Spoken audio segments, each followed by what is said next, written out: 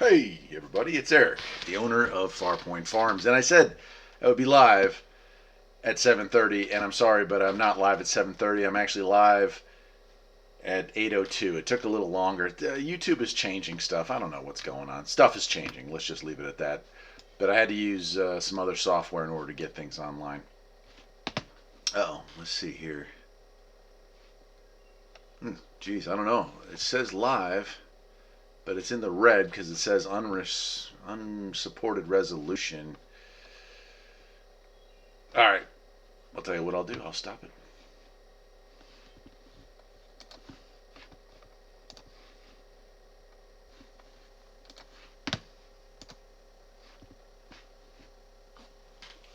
All right, here I am. Sorry about that. I'm back. So I just changed the resolution. Hopefully that's it. It says the stream is continuing. And I see some people pulling in. So we got 6 people watching. Hopefully they're not deeply confused. David G is here. Fantastic Calamity. 231 KB9MEJ59 copy. Thank you very much. And Vinny Romano, it is working. Well, welcome to the 4th of July here at Farpoint Farms. And, well, it's been an interesting couple of weeks. I'm glad that I'm here. And it looks like everything's working, so let's continue. This is Lee E. Hey, Eric. I-386, what happened? Well, when I first initially started the stream, it said that my resolution was incorrect, so I had to log off and log back in. It looks like it's working, so if somebody can give me a second heads up that everything is back online, we'll go from there. For those of you who are like me, enjoying your 4th of July, it says dang. Hey, Eric, there we go. Good. So it's back. I'm going to say it's back. So, David, nice to hear from you. Have you moved yet, David? I know you were talking. I thought it was this summer you were going to get ready to head back up north. Anyway, do you know anything about the... No, our show radios? No. Seems to be live, Lee. I'm here. That's me. So, hopefully latency is really low. I'm trying to do it. No bueno. No bueno. Uh-oh. Jeez. Let me know. Are you guys hearing me okay? Hearing me and seeing me okay? It says stream health is not in the green. There we go. Lee E. Skip was rolling in earlier. Awesome. Yeah, I have been busy all day working. Like crazy working. So I actually didn't really get to enjoy the 4th very much, but I am here right now and I'm trying to enjoy it. Let me see if I can move this around. Or pop out. Let's do that. There we go. There we go. Just moving some stuff around. It's been a while since I've done this. Hey, look at that. The stream went to healthy, so I'm going to assume that that means all is well. I've got a chat up here. I can see what's going on. I'm going to take a drink. Dallas Rife is in. Hey, Dallas, made it. Shout out from Middle Tennessee. I'm at work. What a shocker. Yeah, I hear that, brother.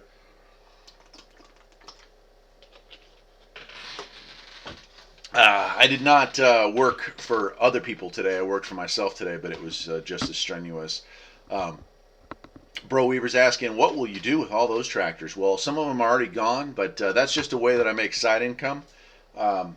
So I pick up non-running stuff like that, whether it's cars or bikes or mopeds or whatever you can think of, and I fix them up and resell them. So this is... holy cow. The voice is not in sync with the video. I'll tell you what I could do. Let me try this. Voice. Oh, man. Bummer. Well, I just unplugged it, so you'll have to tell me if I just blew it up again. But I think what it is I'm not having a very good internet signal tonight. There's been a lot of storms, and down the road there, they lost power. So, uh-oh, no good. Oh, man. Yeah, there's not a whole lot I can do about this, guys. Plug this back in. Yeah, bummer. Yeah, well, the joys of the internet. Tell you, there's only one other thing I could think of to do, and that's to try to shut it down and bring it back. Good now? Good enough. All right, I'm going with this, so I hope, if not, you know, we'll make it work, because that's the way the world works. Anyway, back to the story. As far as what I do the same thing that a lot of y'all do. I make my money on the side as well as in a main source. So I have a regular, mostly part-time job at this point, and And then I have Farpoint Farms, which is busy this time of year, obviously. But I also work on vehicles and stuff like that. In fact, I don't know if it's showing up in there. I think so. I've got a new project here. Finally got a project. Didn't get it for the winter time, but I've got it now. This project is probably not to be resold anytime soon. This is going to be something that's in the family for many years to come. I don't know that I've ever really talked about this, but I'll key in on it right now. So back in the day, and I mean like back in the 90s, early 90s, I was very into Volkswagens and Volkswagen, like water-cooled, early generational water-cooled stuff. So I kind of got out of that. And now I'm kind of getting back into it. Let's put it that way. A lot of changes this year, so I'm just kind of. Dallas says he'll testify that I was raised in West Virginia and you ain't holding your mouth right. But there are so many jobs that I've done that apparently I haven't been holding my mouth right. So. Oh gosh, I386 saying it could be on his end. Don't want to refresh. I hope it's working for everyone. Like I said, stream health is in the orange. I'm not exactly sure what that means, but I'm going to guess that bandwidth is maybe not as good as it might normally be. Got you 5.9 on YouTube. All right, so I'm thinking it's good, man. Yeah, Dallas, you're right. Yeah, I've heard that many times in life. So anyway, yeah, it's been an interesting summer. I think the last live feed we did was Memorial Day, was it not? So it's been a while. I know some people asked to do these things more often, but man, life is busy, and I'm sure it is for a lot of you. It seems like lately, trying to set up something a week in advance, 2 weeks in advance, or by God, a month in advance, it seems to be impossible. It almost seems like I'd be better off just spur of the moment, flipping the switch, turning it on, and going to town. So I think maybe that's probably a better bet, because I had a real hard time. I think I was supposed to come in at 7:30, and I wasn't able to do it. So, I hate that for you, especially people that turn their computer on specifically to watch a show and it's not on. That's got to be frustrating. So sorry about that to everyone out there that was poking around trying to figure out what was going on. Lee E says he just picked up an Antron A99 and put it up temporarily to test. And yeah, A99, classic, great antenna. I got mine in 99 or 2000, so the one that's on the roof here, it's no longer my main antenna, but it's still hooked up to the unit, and I've got the new Max 2000 hooked up to the RCI 2970. So, but 20 years in the air in some pretty rough storms and snowstorms and stuff like that. So, awesome antenna. Hope it performs as well for you as mine has for me. Rooster's saying I have to work tomorrow and Saturday. Yeah, welcome to adulthood, right? I'm actually going to be working from home here for the next. Well, I'm going to go in tomorrow for a little while, but I've got to work from home for a couple days. I've got work to do here, automotive work, and work on the farm, man. The farm is driving me crazy lately, so a lot of stuff going on there. Let's see here. Bro Weaver saying, are you going to be doing some CBDX tonight? Sure, I'll turn it on here in a while. I have actually not been on the CB at all today, so it's kind of a matter of fact, it's probably been 3 or 4 days since I played on the radio, and that sucks. I've been out here working, but I've been like so behind that I kind of had to do the stuff. And if I had heard Skip start rolling in, I'd been likely to sit in this chair right here and and maybe not do the work that I needed to do. So Bryband is saying he's in Vegas now. Good for you, man. That's a crazy place to live.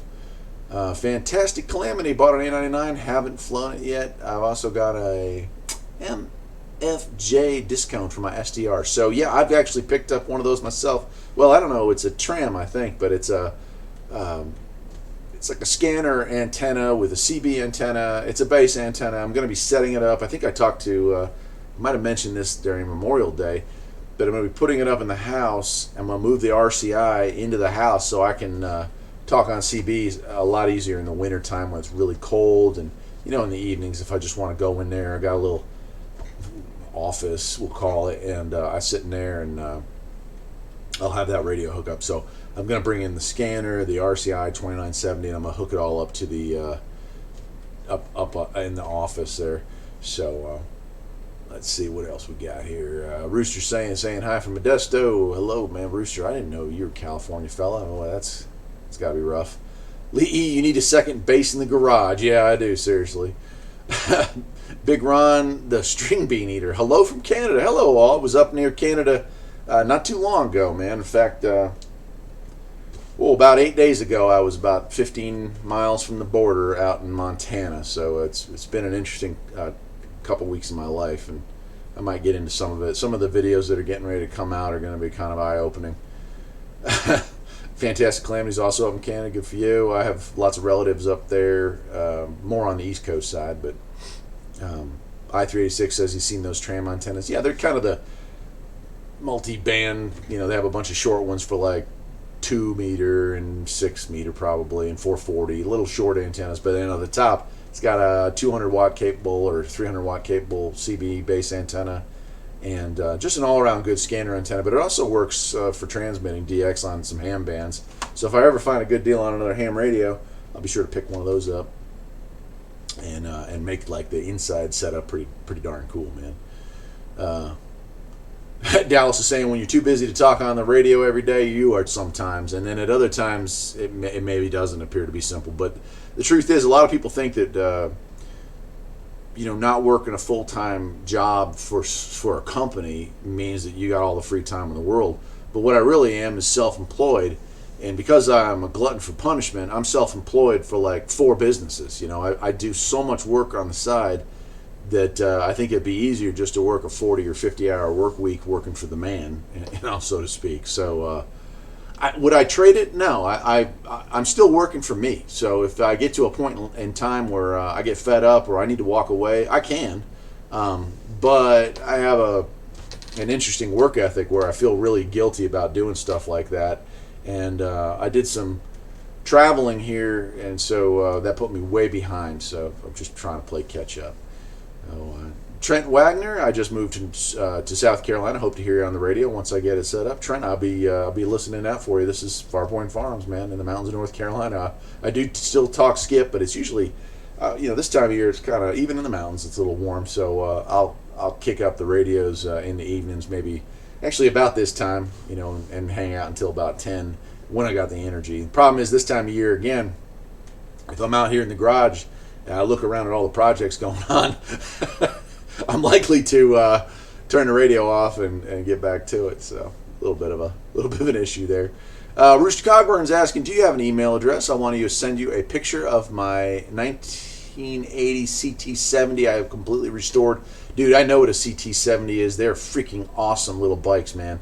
I had the Z50, which was like a street bike, but it was a 50cc, maybe a foot off the ground crate bike. My email address is Farpoint.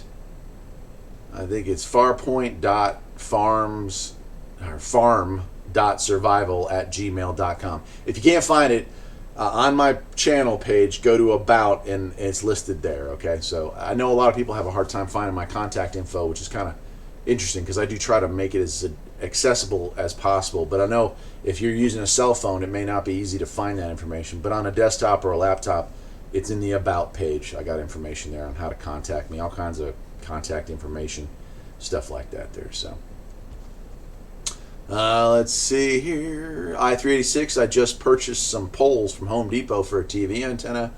Cannot get anything. I'm thinking about getting a tram scanner antenna for my BC75 XLT. Yeah, I've got this scanner antenna. I just keep waiting to set it up, and I can't wait to do that because I'm hoping I'll get improved signal. Right now I'm just using a directional 2-meter antenna for most of my scanner stuff, and I do pick up quite a bit, so hopefully that'll be a major improvement. Stan Thurnax, there's always something that needs fixing. Buddy, you ain't kidding. Farpoint Farms is, well, look, I got the shirt from the new, I don't know, I guess you call it a store, but yeah, they started printing up shirts, and I got a Farpoint Farms repairs and restoration shirt. So let's see here.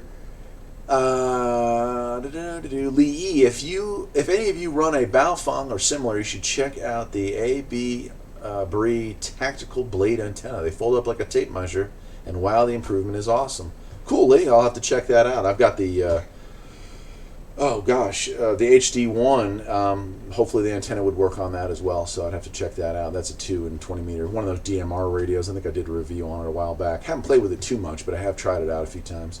Bro Weaver saying, how is your radio program doing on broadcast radio? Didn't listen last week. Didn't like the topic. We'll listen this week on that stream. Bro,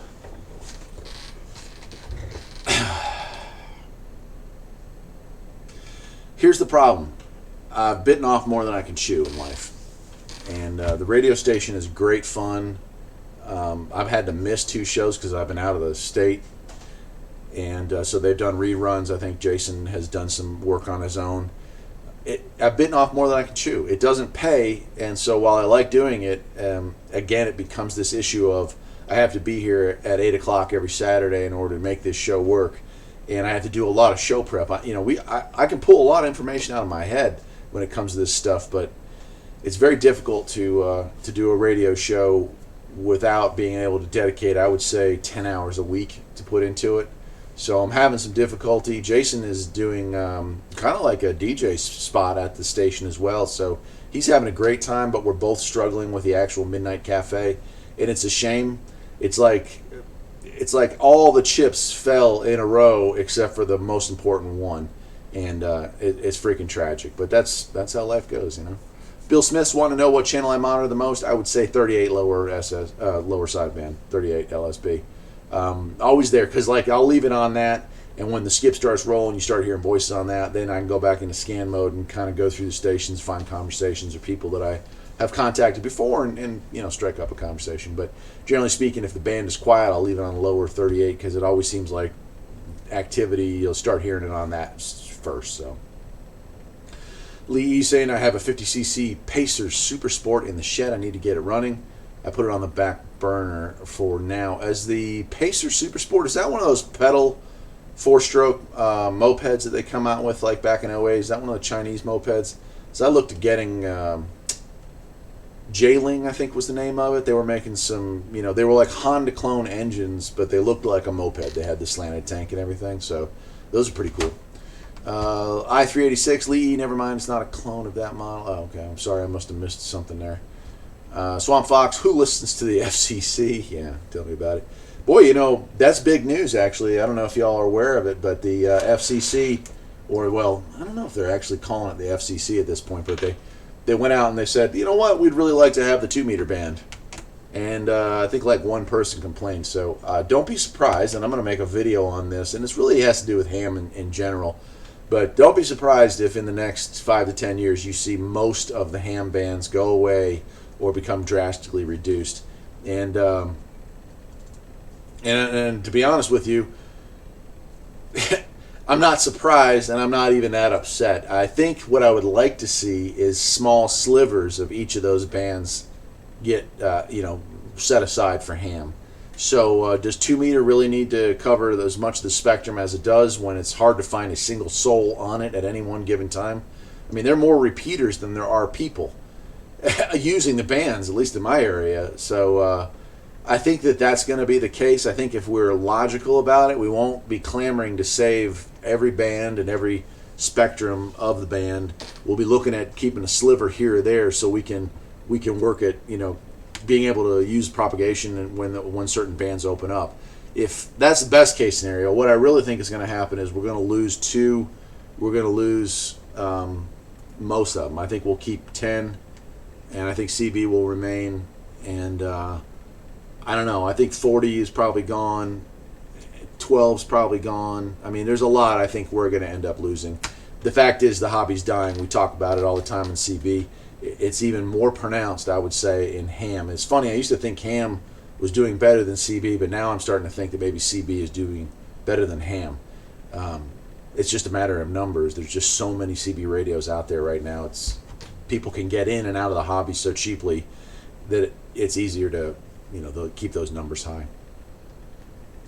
Oh man, so there's some feed issues. Hopefully they're not. Hopefully y'all are coming in here. It still says yellow. I don't know what to make of that, but. Classic Mobile Home set the SWR, Rooster Cogburn. Nobody wants to work for free. Yeah, buddy, I mean, when it's a hobby and it's a passion, it's great, and it is. But if I could roll in and do a 2-hour show like I can do this show if I want to for 2 hours tonight, where it's just me sitting there talking with people and having a good time, and there wasn't that prep, and there wasn't that requirement to be there, that becomes that's where it becomes no longer fun. No, that's where it becomes work instead of just enjoyment. That being said, we're working on possibly getting paid positions. But again, even if I got a paid position, I just don't know if I have the time for it. So stay tuned for that. It's not dead and it never will be. The beauty of the Midnight Cafe is that it's been around since I think '97. I think we first started doing shows, and it comes and it goes. But when it comes, when it's around, people always seem to enjoy it. So if it's 5 more years before all the chips fall into place, so be it. I'm okay. Holly Dam, happy 4th of July. Definitely, man. Happy 4th of July to everyone. My Betsy Ross flag is flying outside, as is my Don't Tread on Me flag. And if that makes me racist, I'm okay with that. So, fantastic calamity. Here's an odd question for you. I have an A99. I have a receiver hitch on the back of my trailer. I've got my hubby to cut and weld some square tubing and plate mount the antenna mast to the receiver. What do I do about grounding it? Your mobile home should already be grounded, but in the unlikely event that the grounding has failed or it's not set up, you're simply going to pound a ground stake in, run a copper line right to the clamps where you're clamping the A99 onto it.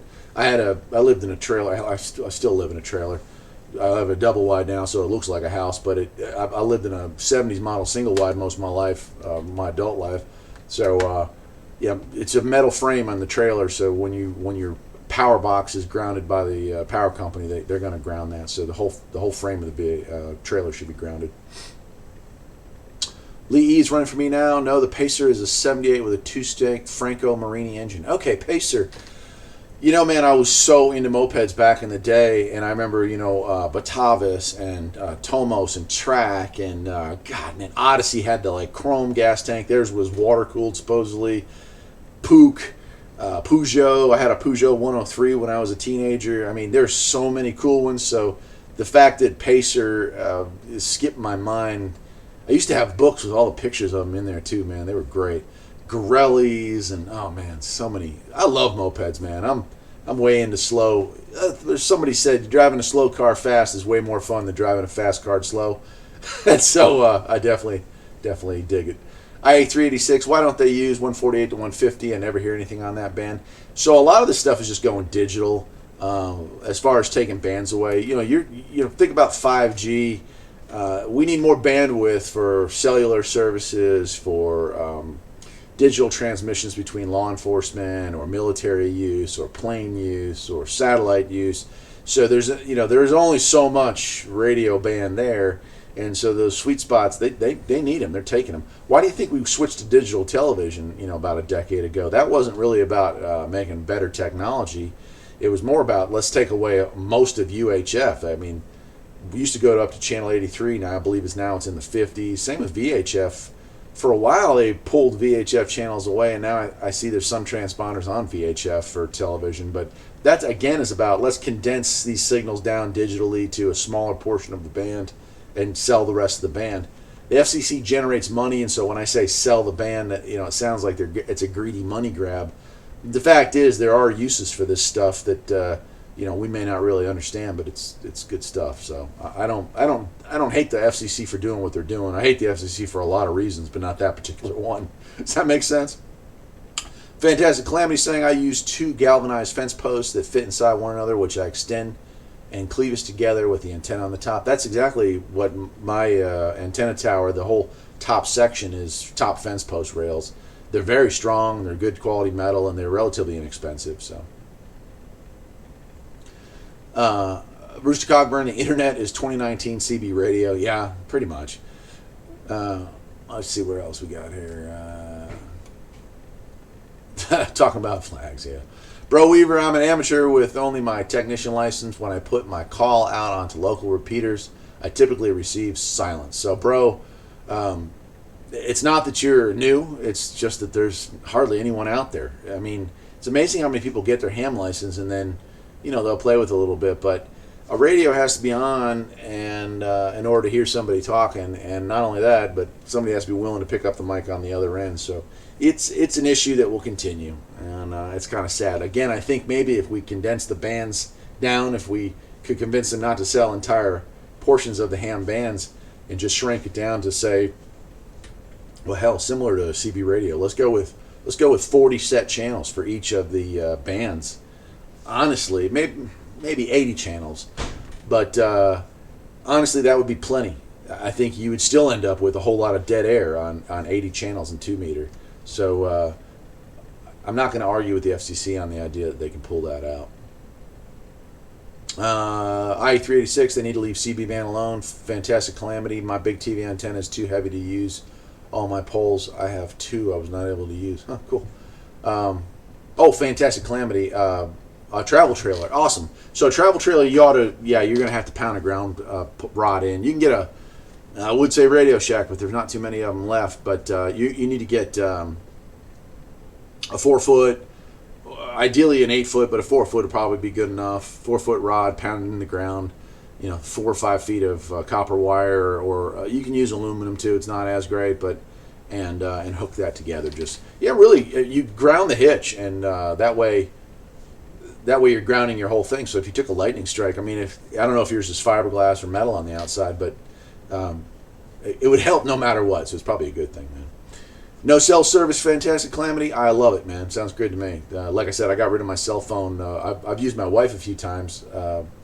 Wife's phone a few times here in the last couple weeks because I had to travel. But for me, the battery went dead in mine, and I got that Sony camera, and now I'm kind of walking away from cell phones, which has kind of made a couple of my relatives not so happy. But it is what it is. So, Hollydam, same concept. You should be grounding the battery just like if you hooked a regular up antenna to it.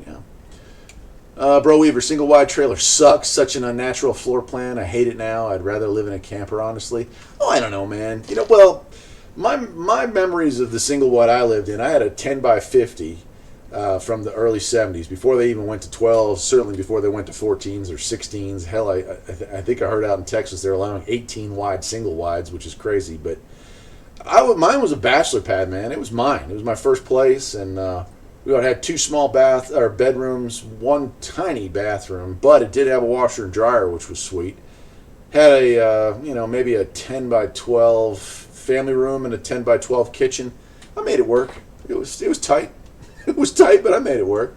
But it was classic. Some of the newer ones, they all seem to be the same exact floor plan, no matter what company you look at. I don't know. I don't mind single wides at all. Fantastic Calamity saying I'd take driving a slow car fast over a fast car slow any day. I agree with that, man. I don't know if I don't recognize your name as much, but if you have seen my videos on the Yugo, but it's kind of the same thing, man. You get these quirky old cars, and maybe they're not sports cars, but they're kind of fun to play with. And again, I don't know if you can see what I got in the background here, but I just picked this thing up on the West Coast and drove it all the way across country here.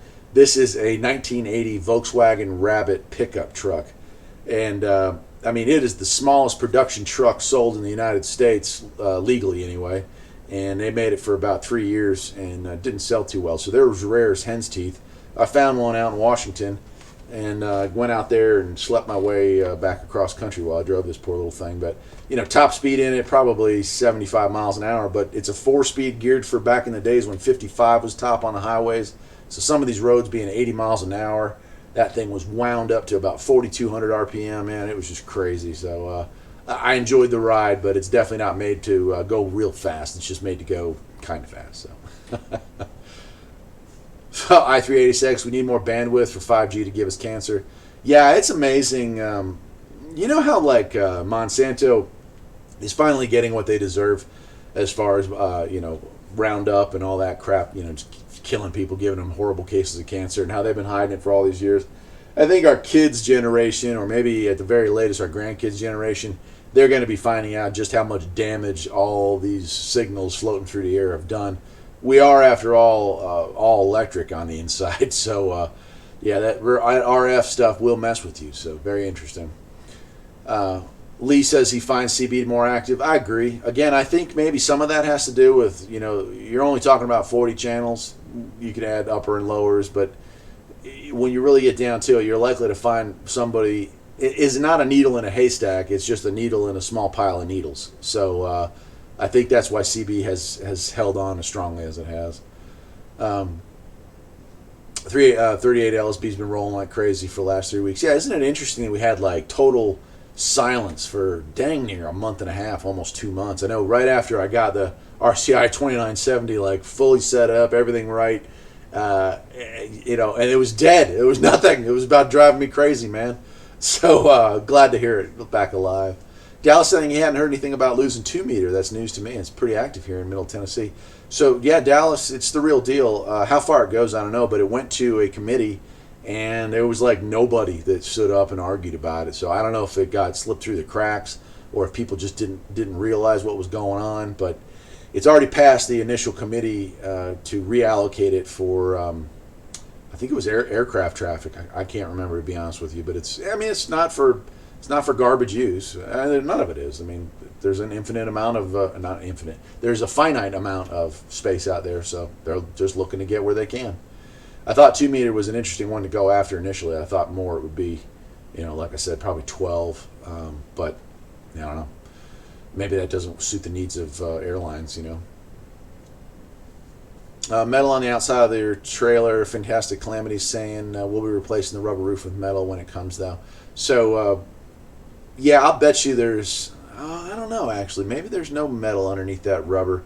A lot of the older ones, travel trailers that had that one-piece rubber roof, they had metal underneath it, but I wouldn't bet on it. Yeah, but metal on the outside, again, good idea to probably ground it anyway.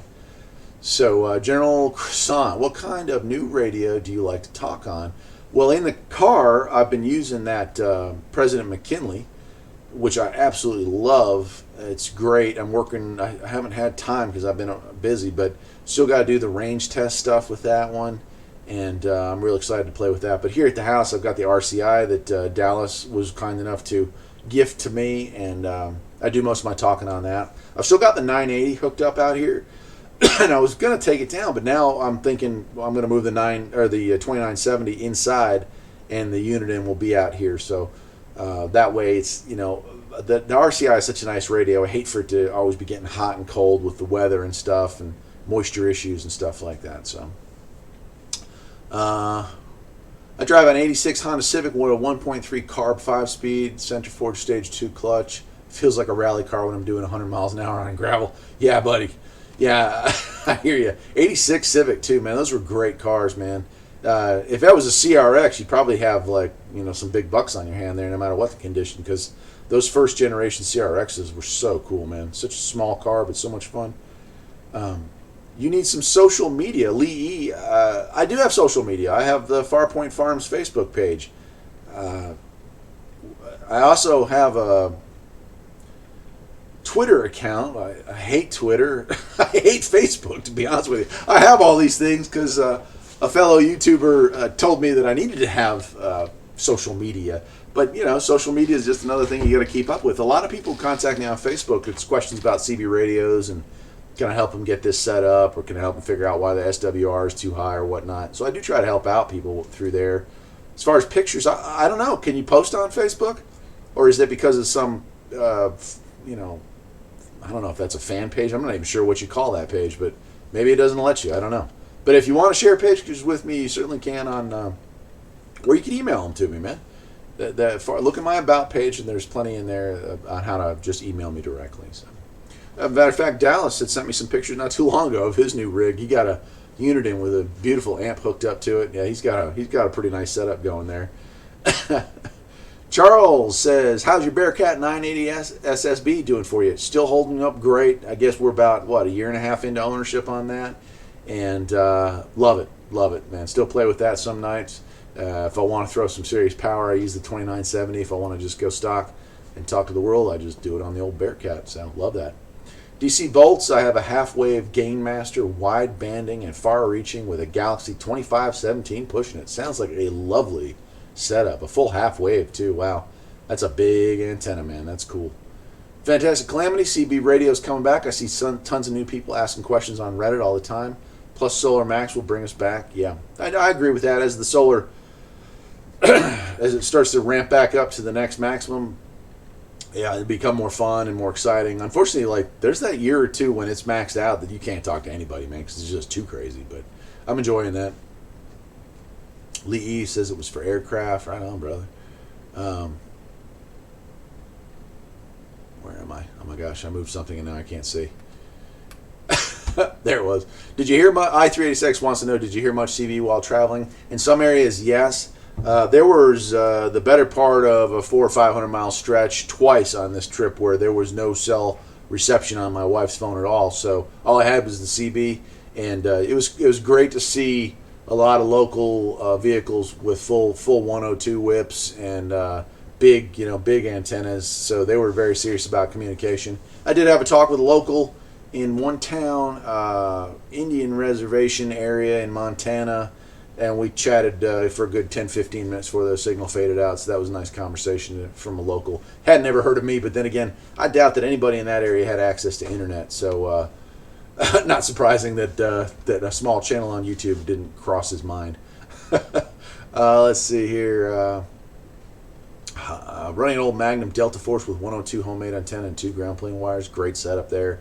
Happy 4th for your neighbors to the north. Yes. Oh man, I'm not even going to talk about the 4th and Independence Day because the way things are going these days, I don't know. I really wouldn't call it independence anymore, but we're trying, I guess. Maybe the Generation Z will turn it around.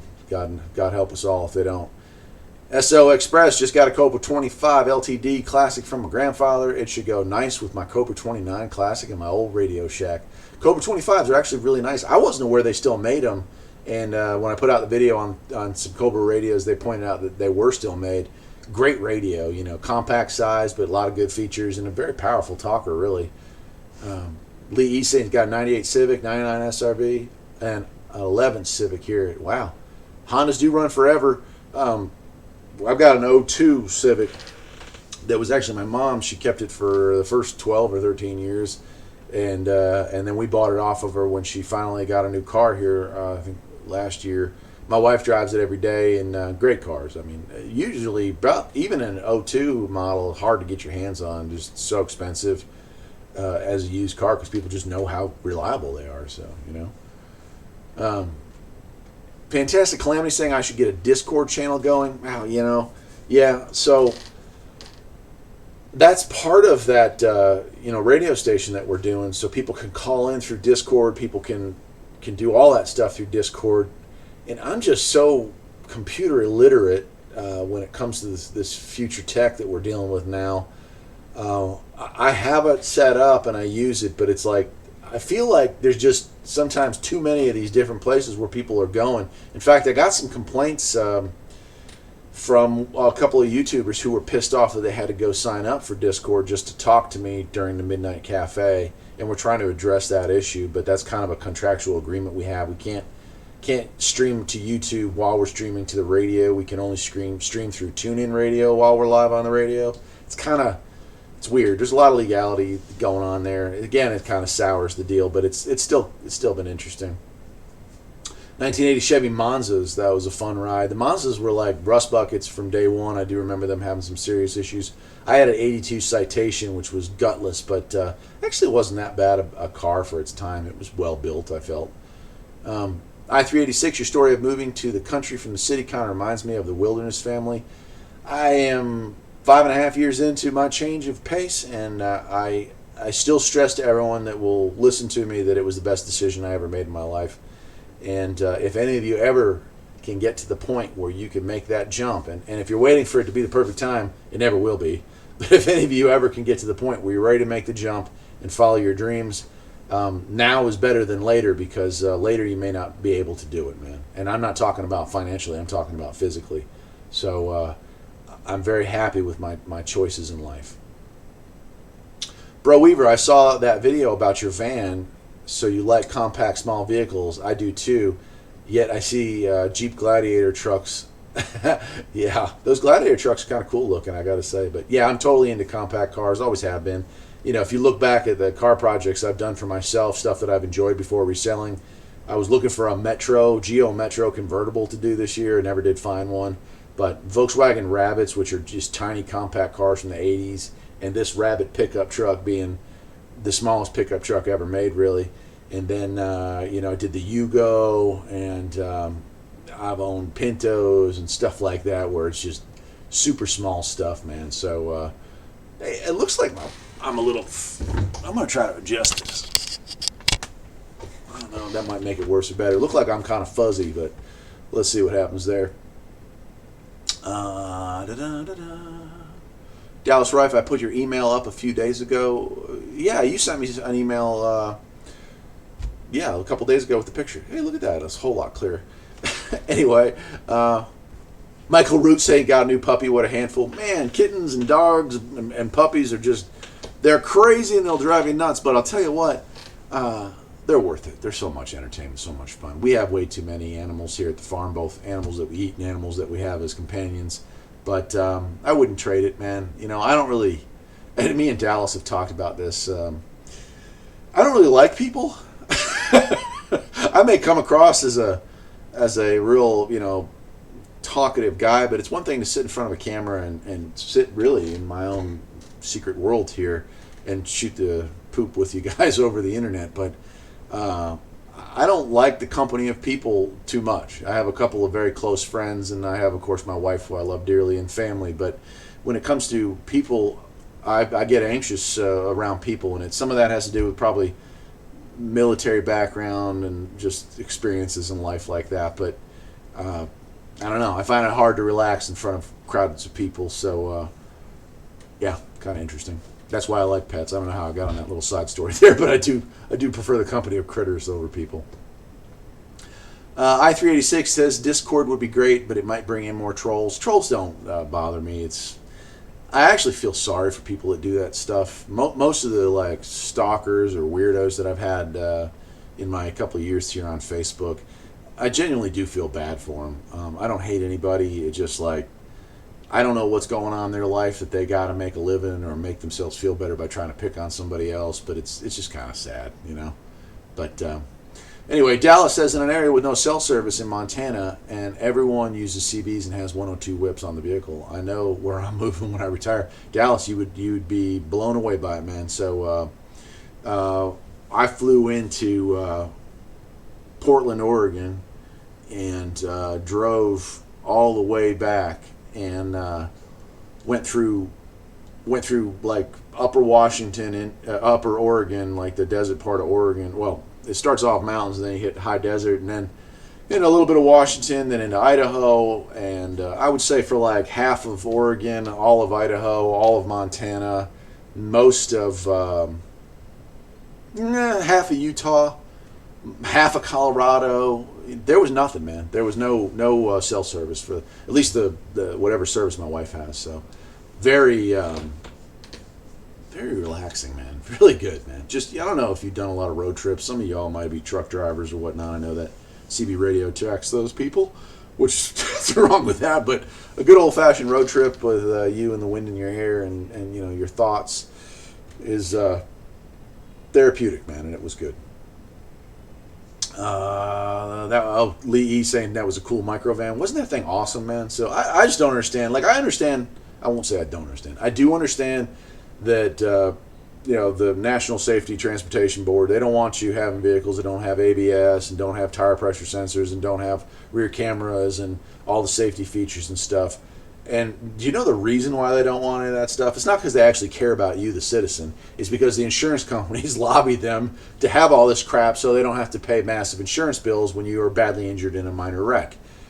So that's why we are forced to wear seatbelts. Not that the government cares about us. It's that the insurance company doesn't want to pay when we go popping through a windshield at a 20-mile-an-hour wreck.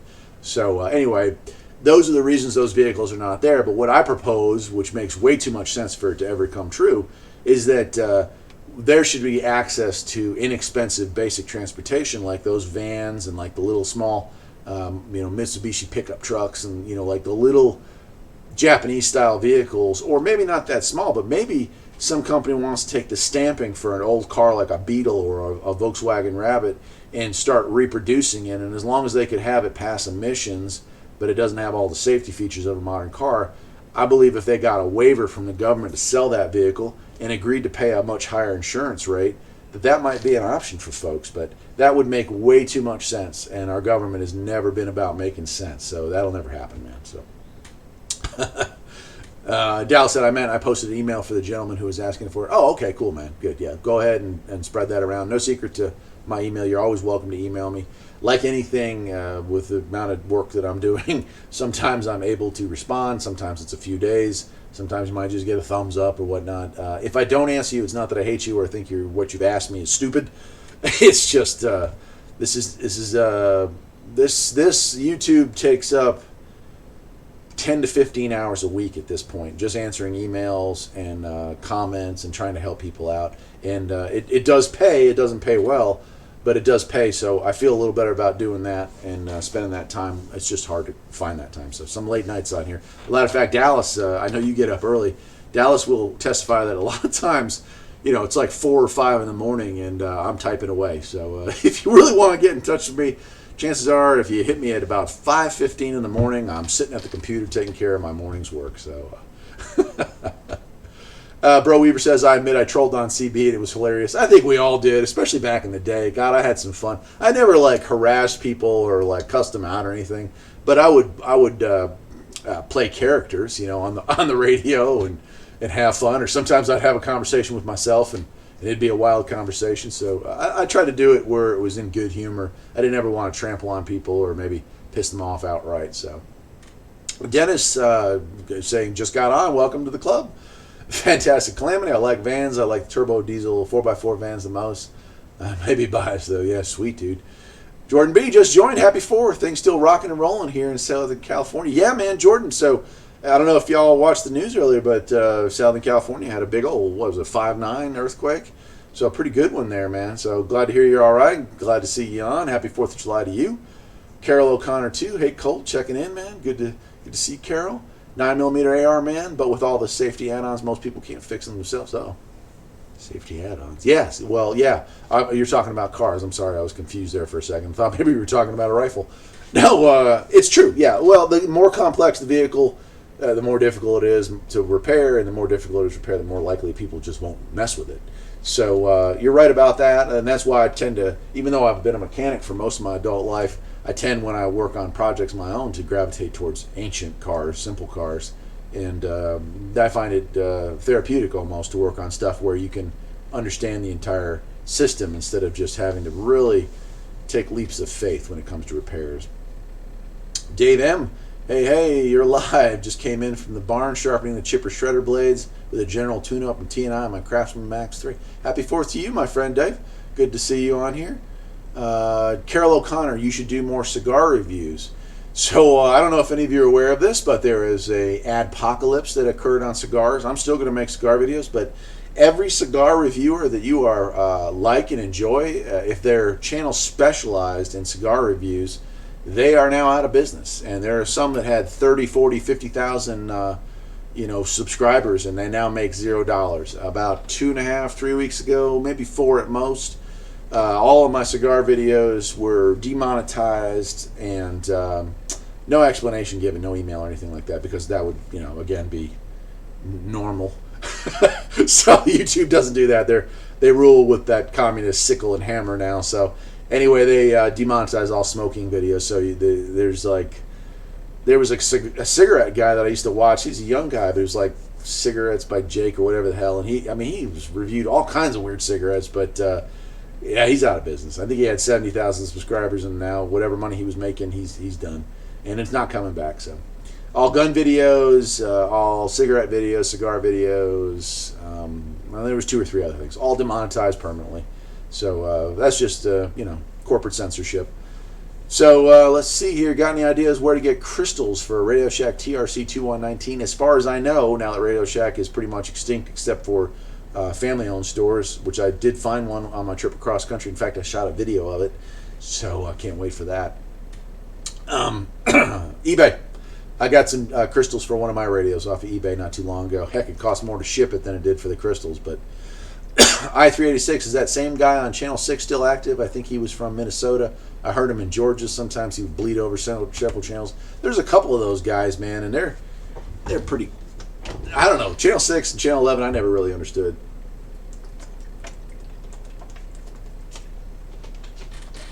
But as long as they're having fun, I guess it's okay. Blah blah blah. Let me catch up here for a second here. Classic Mobile Home wants to know how to use SWR meter. I have a video on how to tune your antenna that pretty much covers that, but if that's not good enough for you, give me an email or shoot me an email and I'll be happy to help you. Classic Mobile Home, I don't know if you were here a few minutes ago, but we were talking about mobile homes. I lived in a 74, either 74 or 76, but it was a 10 by 50, 10 by 55 single wide, man, that thing was classic. Default user ID, I used to tape people's CQs and play them back over the air days later and start arguments. That's actually kind of funny, man. I like that. You'd be like, I'm so-and-so, screw you.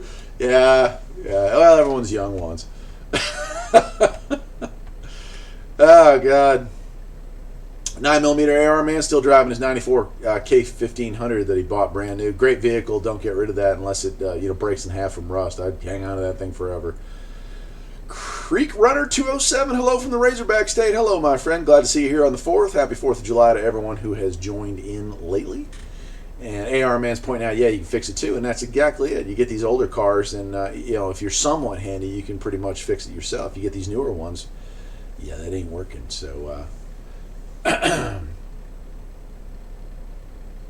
Carol O'Connor too. I'd smoke one that you reviewed before Dutch Masters Corona Deluxe. Okay, I'll have to check and see there. NC Photos, hi from W2CSI. Hello there, fella. Happy 4th of July to you, 9mm AR man. Video suggestion, explain peaking and tuning CB works. Not how to do it, but exactly what it does. Okay, yeah, I think you had sent me a message about that. I haven't answered my message, I'll do that Saturday morning, but so I don't know how to peak and tune one, but I certainly could do a video explaining what the idea, what the like how increasing your modulation to 100% will increase your signal, and how turning the pots up a little bit to get more wattage could help. I could certainly do something like that, so I'll put that on the list. Why not? 9mm AR man says any conservative political videos have been demonetized too. Yeah, but I mean, yeah, we could. My head would explode if I really wanted to get into that mess, but what we are seeing is the mass censorship of views that oppose the powers that be. Who the powers are, I don't know, man. It ain't the government that we see or we vote for. This is something much more sinister.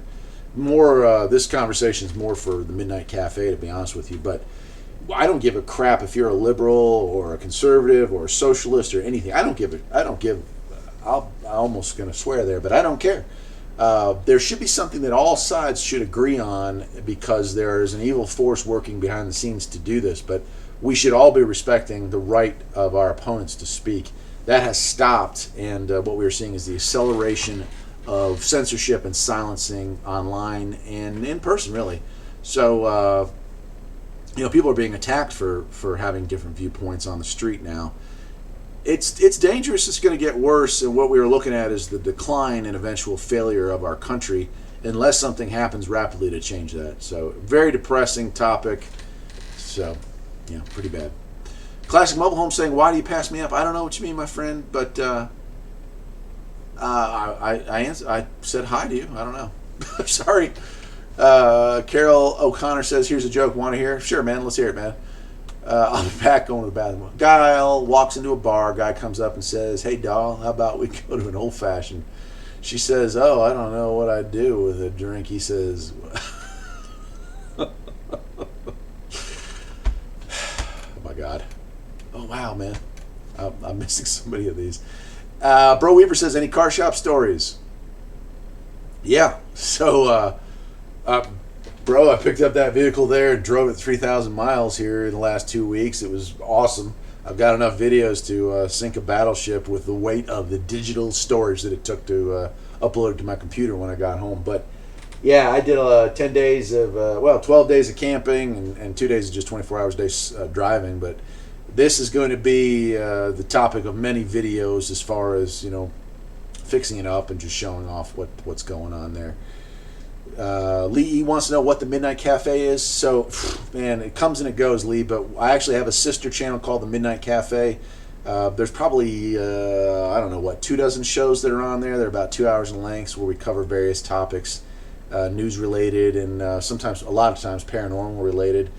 We stopped that in April because I signed a contract, or we were in works to sign a contract to get on a real radio station. We have finished that contract, and we are on, unless you're in, what is it, Netherlands or something like that. The best way to get it is tuneinradio.com. It's called BOZ Radio. It's on TuneIn Radio, and we usually air every Saturday at 8 o'clock for about 2 hours. It's me and Jason. It's Mad Dog and Rockin' Woody. It's the Midnight Cafe. It's a call-in show. We talk about all kinds of stuff, and we have usually we have like a theme for the week. That being said, I did one whole show on the radio, and then I was out of town for the last 3 weeks, so missed them. But this Saturday, actually, we're going to be doing it Friday because Rockin' Woody, Jason is going to be here tomorrow night for one night only. He's coming up to he's going to be here about 6:30 at night and leaving about 6:30 in the morning, but we're going to hang out and do a show. So if that's what it is, hope that helps. The need to maintain machinery is a great balance and agreement. Yeah, I'd go with that. Dallas Rife, I purchased the same shirt you're wearing. My 9-year-old daughter stole it for a sleep shirt and won't part with it. Hey, well, there you go. There's always something that needs a little fixing at Farpoint Farms. I really like the shirt. I'm not, the guys that, if I ever refer to anything as merch, please come to my house and shoot me in the face. I don't know. There's something about that word merch, and there's something about the word scripts that pisses me off to no end. But YouTube offered me a storefront, I guess it's called, and I got the storefront and put some shirts together. And I think we've talked about this before, but so like when you go to make a shirt, you type it in or you do whatever you want to do. And I'm no design specialist, so they're pretty crummy, but it's amazing. You click it and it's like, oh yeah, well, we're gonna sell this shirt for $24. You'll make $11 on this thing. And I'm thinking to myself, no one on earth is going to buy a $25 T-shirt, nor would I want them to. So I fiddled with the calculations or whatever, and the lowest you can drop it, I think, is like a 50 or 52 cent profit on each shirt. So I put it down to that. So I can promise you that the owner of Farpoint Farms will not be retiring off of the income he makes on these shirts. But if any of you all are interested in owning one, there's a couple different designs, and they are kind of funny. I've even made some CB radio ones for a couple folks, and I'll try to, when I have free time, I'll try to make some more. But if you have a request, I can certainly try to do that. But I just want you to know up front, I suck at making anything artistic. So there you go. I asked my wife to do it, and she said no. So we're stuck with me. Let's see. Classic Mobile Home says I have a 102 whip antenna on my deck. Hey man, I rocked twin 102s on my single wide for many years and talked the world with it, man. Doug Morton's chiming in saying hi. Hello, sir. Glad to see you here. Happy 4th of July to you. All right, 386. There is more people in the world. Things people do, people have always done and kept secret. I wish we could just all get along. Yeah, it seems like as we roll into the future, more and more we're not getting along, are we? The idea of tolerance seems to have been lost. The idea of live and let live seems to be lost. Now it's my way, or I will do whatever I can to silence you. So sad, man. So sad. But luckily I'm past the halfway point of my life, so hopefully it'll just slowly trickle into oblivion. But it'll wait until after I'm gone to finish itself off. Let's see. Bro Weaver says, do you think we have gone too far with technology to the point of, instead of helping man, it is hurting us? Killing and replacing our jobs? At which point was it in balance? Yeah, well, I have an interesting theory about that, bro. My theory is that if you look at the convergence of man versus future, you could either say that militarily, socially, biologically, food related, like no matter what thing you look at, we are on a serious collision. We're on a converging collision course with obliteration. We screw with the genetics of plant life until one day it ceases to operate in a way that grows. We screw with technology until one day it decides that we become the problem, much like a Terminator, but not as awesome. Just shutting us off, just shutting us out. We look at biological illness. We use antibiotics every day to kick back those colds and stop that flu from spreading, and so we don't have the Spanish flu rolling around again. We don't have bubonic plague. So eventually, we run up against something that we create ourselves with the best intentions that destroys us. But no matter what angle you come at, overpopulation, starvation, biologicals, nuclear war, or something worse than a nuclear war, or even a natural disaster like multiple cascading failure of nuclear power plants, causing multiple China syndromes around the world, or just around the U.S. that kills off all life on Earth. So there's a lot of ways that it ends, but it definitely does appear, at least in the rapid, it appears to be increasing in speed. That yes, we are looking at a collision course for the end.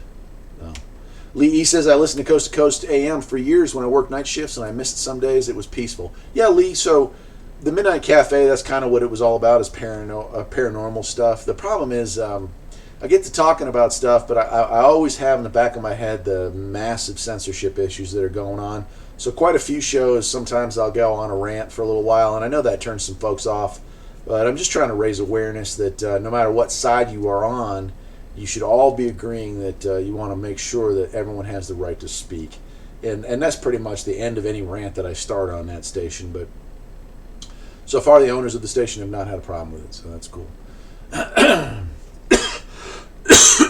Classic Mobile Home saying happy 4th. Definitely.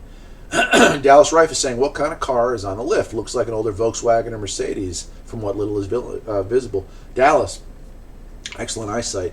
I'm sorry, guys, I got a crick in my throat here, but that is a 1980 Volkswagen Rabbit pickup truck, and that's the vehicle I picked up on the West Coast and drove back here. Rough, body-wise, very clean. The paint's very faded, but no rust. These West Coast vehicles are pretty well rust-free, and he's had some serious issues with rust here, so they're about extinct on the East Coast, especially a gas model, which this one is.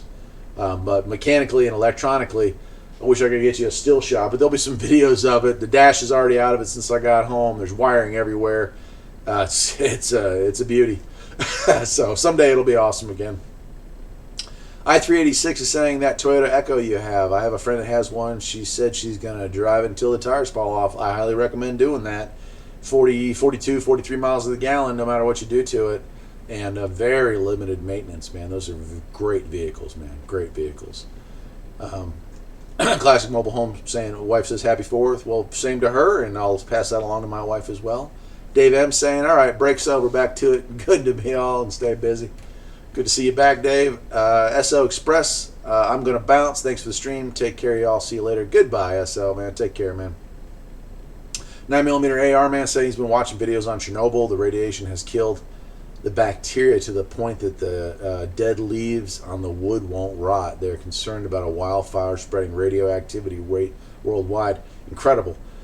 Look, I'm no expert, but it's not. It doesn't take a rocket scientist to know that between Chernobyl, which is really just like, let's bury this and pray that it goes away, which it will in about 500,000 years when the half-life has cut down to a point where it's not so bad anymore. But even worse, and I mean way worse, that there is a media blackout worldwide over is Fukushima. I mean, we're 5 years in. Do you know what they've done in Fukushima? Nothing. Yeah, they spent millions and millions on robots to try to get down there just to assess the damage. And the robots won't make it down there, the radiation's so high. My guess is underneath Fukushima, we already have the beginning of a China syndrome, that the liquefied fuel has gone down into the earth. And I mean, it's just freaking terrible, man. But their idea of they're not fixing anything in Fukushima.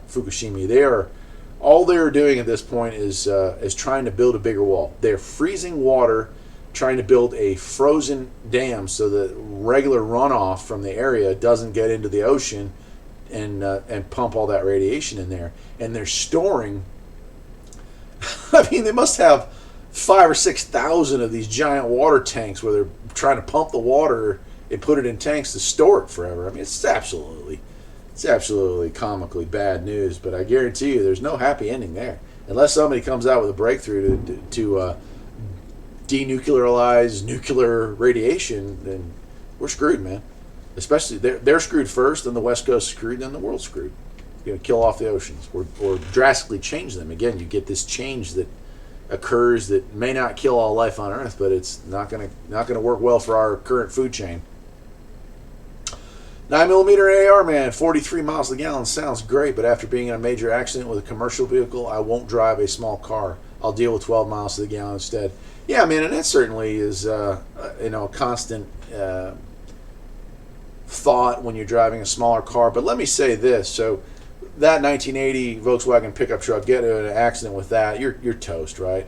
So then you move up to, say, an late 80s Honda Civic, similarly sized car, maybe slightly larger. Technologically, though, the frame of that Civic is designed with crumple zones and stuff like that. Now you move up to an early 2000s or mid 2000s Toyota micro car or small car, and you're looking at the addition of airbags to help in the cause of an accident. So now you got crumple zones and airbags. If you look at a brand new subcompact, and we just got a car not too long ago that's universally hated by everyone, but I love it, and that's a Mitsubishi Mirage, super small, but it's got crumple zones, it's got reinforced titanium in places. The door frames and the door card areas are reinforced with titanium. Airbags, it's got side airbags, front airbags, passenger airbags, it's got airbags everywhere. So you'll see in Consumer Reports that Mirage is one of the most deadly cars made right now, right? And it's like 99.7% of accidents don't result in a fatality. You go back to this 1980 Rabbit, and or even like a 1980 square-bodied 1500 Chevy, and get into an accident with that thing. I don't care how big or small it is. It doesn't have a crumple zone. It doesn't have airbags. It doesn't have any of that advanced metallurgy. You're going to die. I mean, there's like a 60% chance you're going to die. So there's some relative to that where you're talking about riding around in a small car, especially the newer the small car is, you're likely to be okay. Dallas Rife saying, I know an older Volkswagen Fender a mile away. Yeah, man, that's really impressive. I'm impressed because there's not a lot of that showing. Stay tuned. There'll definitely be some cool videos on that. I shot one today when I was outside. I got done working on cleaning out the chicken coops. I did a walk around of it, but I have to, edit it and all that stuff. So it'll be around. I got a bunch of videos filmed that I need to edit stuff. So I'm running a little bit behind because I've been away for so long. Let's see. That body line looked like kind of a diesel Mercedes, though. I knew it was one of the two. Yeah, Mercedes did have that same kind of look, man. Classic Mobile Home saying, she said thank you. Well, good, man. I'm glad to hear it. Hope you guys are going to do something fun. I don't know if you all planning fireworks tonight or anything like that. 9mm AR man said, I was a lieutenant in nuclear security. After working in nuke plants, I understand all the safety built into them, but things can and will go wrong, and when it does, we can't control it. Yeah, and I think that's the thing. It's like, I lived when I lived in Raleigh, I was within the 5-mile zone of a reactor. They gave me a special radio that was supposed to go off and give me that extra minute, to know that I was about to die. But when it works, it works. And when there's an incident that happens that we have thought of, there are ways to mitigate that. But no one could have expected what happened at Fukushima, or apparently no one did. No one thought, they thought about maybe a bad earthquake, and they thought that might be an issue, but no one thought about that flood, man. And that's what did it in. It wasn't the earthquake, it was that flood. If it hadn't flooded, Fukushima would probably be back online right now. I-386 says, I drive a 2013 Dodge Ram. I was getting 17 miles a gallon. Some reason it's staying at 15 now. Could be because of summer. Yeah, they changed the blends in the summer. Another thing that's happened is some of these people are starting to slip E15 into the gas. So that's hurting it. And I don't know, your Ram might be a diesel too, but 17's not bad for a full-size Ram, man. That's pretty good. Bro Weaver says, when will we see these VW truck videos? Soon, man. I just got home on Tuesday of this week. What is it? It's Thursday. So you can imagine the last 2 days of my life have involved a lot of shoveling of animal poo, a lot of weed picking, and a lot of gardening work and stuff like that. My poor wife was she joined me for some of the trip, but had to go home early in order to take care. We can't be away from the farm for more than a couple days. So busy. Yeah, I've been busy. She did a good job, but some of this stuff is what we call man's work. So anyway, Jordan B says, I used to have a VW Quantum Wolfsburg edition. Love that car. Yeah, the Quantum. Was it a wagon? Because those were really cool. They were everywhere back in the day, and you don't see them anywhere on the road anymore. But yeah, they had the early ones had the same engine as the Rabbit, and then they put a 5-cylinder in it, I believe, out of an Audi. But those were good cars, yeah. Holly Dam says, when talking about accidents with commercial vehicles, I've seen big pickups wadded up like pieces of paper that look like a smart car when it's all said and done. And that's it too. You got to take into account. There's so much to take into account when it's accidents: head-on, corner smash, rear-ended, sideswipe. I mean, the direction of the impact is definitely going to make a lot of difference if we're going to live or die. And I remember from law enforcement that some accidents you'd be like, well, damn, this is 35 miles an hour and there's nothing left of this vehicle. Where you'd have crashes at 55 where they were head-on into a wall or a tree or whatever that fared okay. So yeah, there's a lot to be said for that too. Bro Weaver says, are you planning on keeping the VW truck original? Yes, sir, 100%. It has had some work done on it by the previous owner. It has been lowered in the front, which I hate lowered vehicles. I certainly don't have any idea why you would lower a truck, but that's going to get returned to stock height. The dash is actually out of the vehicle right now because it was badly cracked. I took it out, and I've got a lead on a dash actually in town, which is a miracle. It's not great, but it's a whole lot better than what's in there, so I'm going to go be taking a look at that sometime later on this week or next week. Right now I'm working on wiring. A lot of these late 70s, early 80 model ones had some wiring issues. This one's actually had like a wiring harness fire. I don't know what the heck happened. I was able to drive it home. It's been bypassed and patched and all the rest, but my intention is to return it to its original look, so I'm going to be doing some soldering and cutting and pasting and stuff like that. But yeah, for the most part. Now the rims are aftermarket. I'd like to find a set of GTI rims, the little, what we call them snowflake rims to put on there. But I don't know if I can find a set, at a reasonable price. But the interior has aftermarket seats in it that has those Ricardo sport seats. I like the way they felt, but, I am a purist, so if I can find a set of stock seats that are in decent shape, I'll probably swap those back out. And the only real mod it'll have would be the radio. My last truck I had for 13 years, I had a black one of these for 13 years. And it finally rusted out, and that's why I got rid of it. Boy, I did a lot of work with that truck, man. I had just the original AM radio in that, and that's all I had, that and the CB. But I think I want to get a radio, one of these El Cheapos that has a USB, so I can listen to. I like listening to, kind of news. I do podcasts, I guess they're called, but I don't get them from podcast sites. But I like listening to stuff like Alex. I'm not going to say his name, but. That guy who's been depersoned off the internet. I like listening to his show, and I also like listening to old Art Bell, stuff like that. So, hey folks, just remember it takes those big truck drivers 300 feet to stop. Are you a big truck driver, man? Cool, man. Yeah, it's amazing just coming back from this 3,000 mile cross country adventure that how stupid people are, man. You got 80 miles an hour. And you're rolling in a truck that's got probably 25,000 pounds worth of crap in it. Some of these big boys on the West Coast that are hauling double axle or double trailers, and people cut them off or try to pass them on, going up a hill. Bro, I don't know how you must have good blood pressure medication to be doing this stuff in the modern era, because Jesus, man. Better you than me. I appreciate you doing that job, because without people like you out there doing it, man, nothing gets going where it needs to go. So good for you. 9mm AR, man. Japan gets hit with too many tsunamis to have nuclear reactors on their coast. Yeah, I don't know. Like during the planning phase, I'm sure that they talked about that as a possibility, but apparently they didn't think it was going to be that big of an issue. They were wrong. And the whole world may pay for it. Classic Mobile Home wants to know, do you sing that song on your videos? No, sir. I have no talent whatsoever. None. I can fix cars. That's my talent. That is Marky Shaw. He made that song for me, and he's awesome. So I don't know if he's probably, hopefully, out with family on a nice night like tonight. But Marky Shaw, and he's on iTunes and stuff like that. And I reached out to him because I heard one of his songs on his page, and I really liked the song. And I asked him, "Hey man, could I use that as kind of like my as like my theme song?" And he was like, "What?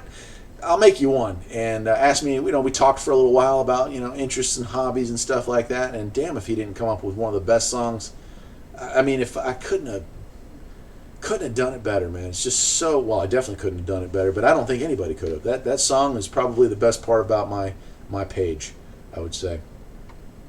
I386 saying I've been a Chevy person my whole life, but I do love my Dodge Ram, and I do still love Chevys. Yeah, there's people who are like die hard this or die hard that when it comes to vehicles. I tend to gravitate towards Japanese cars or Asian cars when it comes to daily drivers because they're so damn reliable. Just working on vehicles my whole life, a lot of people will have like a preconceived notion about, oh man, my first car was a Ford F-150, so I always got to have my Ford F-150.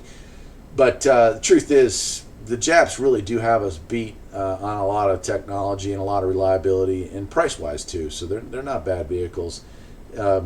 Certainly, I would never own a new Volkswagen. They're straight up garbage. So is BMW is great for the first 80,000 miles, and I would never own one of those either because boy, they're expensive when they go bad. So 9mm Era man saying, holy damn, I was in a full-size pickup truck and rear-ended by a speeding bus. My truck was folded up, frame behind the cab bent to the ground, all the windows blown out, and 18 years of spinal surgeries. Man, I'm sorry to hear that. Yeah, a hard wreck, it follows you for the rest of your life. You walk away from some of those things and you're like, oh, wow, I'm okay. Until, a couple weeks later when you're just like, man, I'm not okay. I'm still hurting and this isn't going to heal. So, Bro Weaver, it really is silly that someone would pimp out a VW truck for the hood and that you have to source hard to find parts to bring it back. Yeah, to each his own. There's a whole, these, I don't know, man, and maybe I missed that generationally, but there's a whole subculture that just does nothing but lowers vehicles. It's like they'll buy a beautiful 4x4 truck and lower it to the ground, or they'll get a Honda Civic and lower it until you can't go over a speed bump without ripping the oil pan off of it, and they think it's cool. And I'm sure to them it is cool, but I'm a purist, man. I like, you saw what I did with the Yugo. I could have, people were like, why don't you put a modern engine in it? Why don't you do this? Because if you start doing all that stuff, it's not a Yugo anymore. That's why. I bought this car because I like the simplicity of the original 1.6 gas engine, and that's what I want to do it, man. Dallas Rife saying, being a deputy for 4 years and then a trooper for 8, I can back up what you said about smaller cars designed safer with actual technology put into the crumple zones. Yeah, so I forgot I thought you were a deputy. I forgot the part where you're a trooper. So being a state trooper, you deal with all the wrecks. You're the wreck guy. So you've probably seen a ton of accidents, and yeah, you can attest that sometimes a big car doesn't do as well as you would imagine, especially if it's an older one. So. Yeah, AR Mancini wasn't supposed to survive that wreck. Yeah, man. I have a good buddy who, God, I think he died 6 times in the hospital, on the way to the hospital, and on the site. But he got a donor. I think he has somebody else's heart, and I can't remember exactly what parts of him are not his. But he was dead, and he died in a wreck, and they cut him out of the car, and they were working on him, but he was clinically dead. And they had a life flight. It's a small area here, so the life flight was already responding to someone else, and that person was elderly and passed away. And it was determined by the people on the ground that they would take him by ambulance, since there seemed to be no rush on that case. They turned around and picked up my friend, and he got to the hospital and survived. But yeah, he was dead more times than I can count. It's amazing. Some people, when it's not your time, it's not your time, for real. So Cadillac hearses, yeah. Dallas Rice, if you have a head-on with a commercial vehicle at high speed, don't matter what you're driving, just hope your heart is right with Jesus, because you're going to meet him. Yeah, agreed, yeah. Speed and, what do we call about, how many grains are in a bullet, right? So you got that impact force, so, yeah. Michael Root saying, I love Toyota, but I still drive my 98 S10 that I had in high school. Great vehicles. Yours a 4-cylinder, is it the bigger, they had the 2.8 and the 4.3. Seems like the only ones that are still around on the road now are 4.3s, but I always like the little 4-cylinder 5-speed S10s, single cabs, especially the square body. I think a 98, you're talking the more rounded version, but those little square bodies, they were great. They weren't much bigger than that Rabbit truck, actually. They both had about the same, at least the 4-cylinder versions, had about the same capacity as far as towing and payload and all that. Bobby Scott saying, now tuning in, welcome, 4th of July to you. 9mm AR man. What's with that Carolina thing where they take a 2-wheel drive pickup truck, lower it the rear, and raise the crap out of the front? That, sir, is called the Carolina Slump, and I have had the unfortunate privilege of working on a few of those for people who think that's cool. I don't know. It's not cool, and I just don't know. But it's it's called the Carolina Slump, and I don't know. Couldn't tell you why, man. But I've definitely had to work on it. I've had to explain to them why why stuff is breaking and why it's eating tires. That's my favorite part about it. Anybody that massively lifts a vehicle or slams one to the ground, and then you slap a set of brand new, very expensive racing tires or big mud tires on it, and they're back in like 8,000 miles with steel cords on the inside edge, and you're like, dude, our alignment machine aligns a vehicle to factory specs. I tried to explain that to you. You guys screwed up the alignment. No, dumbass. So there you go. If you're eating up tires and you got a raised or lowered vehicle, you need to go to a specialty shop that is able to enter in the specs manually and figure out where it needs to be. Because you go to a tire store or a dealership or someplace like that, their computer's only going to tell them, hey man, a 1998 F-150 is supposed to be sitting at 6 inches, and if it's at 6 inches, here's how it's supposed to sit. Very interesting stuff. Fantastic. Calamity saying, I love all the safety built into new vehicles. That's why I have a huge bumper on my van. Between the bumper, the Duramax, and the weight of the trailer, the other vehicle will be my crumple zone. Most definitely, yeah. I'll tell you what, I saw a wreck, a low-speed, slow-speed wreck that pissed me off and blew me away. I've always been a fan of Toyota trucks. I've got that 95 T100, big steel bumper on it. I always liked the Toyota truck, the small truck, and then the Tacomas. But so the new models, beautiful looking truck, and I saw one, like I said, after a very small crash. The whole freaking front clip is like a hard plastic. The thing shattered into like 1,000 pieces, and it's like the whole front of the vehicle just broke off in multiple pieces. And it's color matched, so you know that even at a damn 5-mile-an-hour wreck, you're going to be looking at probably $2,000 or $3,000 to get that thing fixed right. So not cool, man. Did not appreciate that. I-386 seeing a Ford Ranger with big wheels and then them thin tires. Yeah, like the 24-inch rims and the rubber band tires. Yeah, and then they wonder why the rims get bent so easily. Michael saying his S10 is a 4.3. Yeah, it seems like the 4.3s, they use those in the vans and the trucks too. That was just a durable, like commercial grade motor. That's why you see so many of those still rolling. Matt McGill saying, I have a Subaru Outback. I do not give it love. I drive it like a 4x4. Got 500,000 miles on it, or kilometers, and it goes and goes. Yeah, Subaru makes a great car. That all-wheel drive is actually really popular up here in the mountains in the wintertime. And I've seen people lift Subaru Outback, put like a 2-inch lift kit on it, put some very aggressive snow tires on it, and it's still trucking around. But he actually brought us the spec sheet.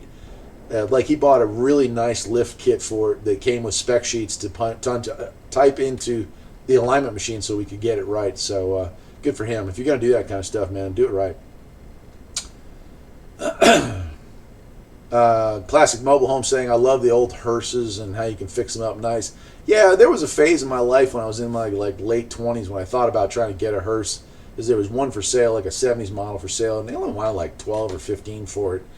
But I'm past that point now. Like, I'm in my mid 40s now, and I've had so many people who are either getting close to the end phase of life or who have unexpectedly entered the end of their life that I don't want to be reminded of death anymore. So I'm kind of past that phase. I still appreciate a nice classic hearse if it goes by, but I wouldn't want to be driving around in one. We're all going to get to that point eventually. I'm not even, what is it, Darth, the last X-Wing, I'm going to say. Skip is running pretty good. What channel are you on? I have not turned the radio on tonight. Holy cow, man. We've been talking almost an hour and a half. No wonder I'm tired.